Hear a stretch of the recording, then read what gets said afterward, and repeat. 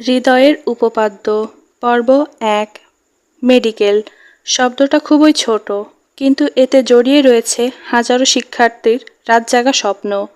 হিয়া, পুরো নাম মাহাজাবিন হিয়া। ছোটবেলা থেকেই স্বপ্ন ডাক্তার হবে। মাধ্যমিকে তাই তো নিয়েছিল সায়েন্স।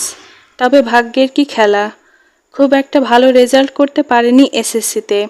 এ নিয়ে খুবই ভেঙে পড়েছিল সে। মায়ের জোরে আবারও একটু একটু করে জোর ফিরে পাচ্ছে এখন সে। আয়নার সামনে দাঁড়িয়ে কলেজ ড্রেসটা পরল হিয়া, চুলগুলো বাঁধেনি এখনো।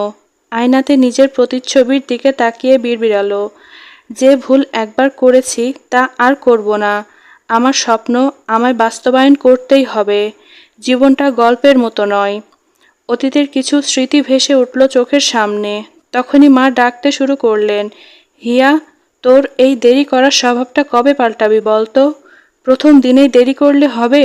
তোর বাবার খাওয়া শেষ, জলদি আয় বললাম।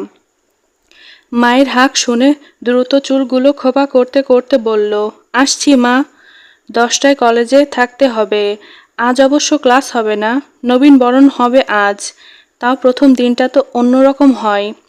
দ্রুত নাস্তা শেষ করে আবার রুমে চলে আসে। হিজাবটা পরে নেয় তড়িঘড়ি করে। বাবা দাঁড়িয়ে আছেন বাইরে। বাড়ি থেকে একটু সামনে গিয়েই রিকশা নিল। হিয়া বাবার পাশে উঠে বসলেন। বাবা হিয়ার মাথায় হাত বুলিয়ে বললেন, হিয়া মা, কেমন লাগছে মনে আছে? ঠিক এইভাবেই তোকে প্রাইমারি স্কুলে ভর্তি করাতে নিয়ে গেছিলাম। হিয়া হাসল বাবার কথায়। সত্যিই মনে পড়ে গেল সেই দিনের কথা। রিকশা এসে থামলো কলেজ গেটে। নেমে পড়ল হিয়া। বাবা বললেন, আমাকে যেতে হবে? হিয়া মাথা নাড়িয়ে বলল, না বাবা, শ্রুতি আছেই ভিতরে, ওকে ফোন দিলেই চলে আসবে। বাবা রিকশা থেকে হাত নাড়িয়ে বলল, আচ্ছা মা, যা তাহলে। মুচকি হেসে ভিতরে চলে এলো। কলেজটা খুব একটা বড় নয়। খুব ইচ্ছে ছিল এসএসসির পর ঢাকা চলে যাবে, কিন্তু ভাগ্য সহায় না হলে কি হবে। একটা দীর্ঘশ্বাস ফেলে ভিতরের দিকে গেল। শ্রুতিকে ফোন করতেই বলল ও আসছে। স্কুলের ফ্রেন্ড শ্রুতি, এই একজনই আছে হিয়ার সাথে। শ্রুতি আসলে দুজনে অডিটোরিয়ামে চলে যায়। মাঝামাঝি সারিতে গিয়ে বসে পড়ে হিয়া এবং শ্রুতি।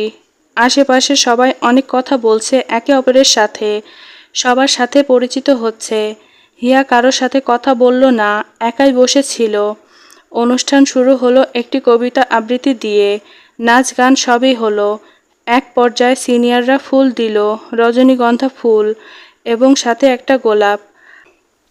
মজার ব্যাপার হলো, হিয়াদের টেবিলের সামনে আসতেই গোলাপ শেষ হয়ে গেল। শ্রুতি বলে উঠল, হাই হাই ভাইয়া, ফুল শেষ।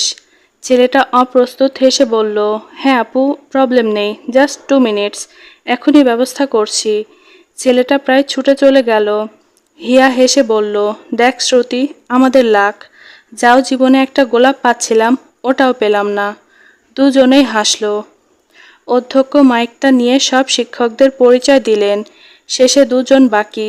অধ্যক্ষ বললেন, আজ তোমাদের যেমন নবীনবরণ, তেমনি আমাদের 2 জন শিক্ষকেরও আজ কলেজে প্রথম দিন।